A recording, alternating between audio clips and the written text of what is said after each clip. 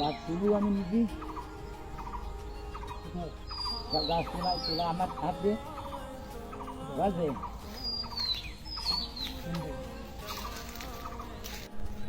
এটা আর কতদিন কাটা পড়বে এখনো 2 মাস, আরো 2 মাস বাকি। 30 চৈত। আপনি কি এই কাজই করেন নাকি এটা জাস্ট নিজের গাছ দেখেন?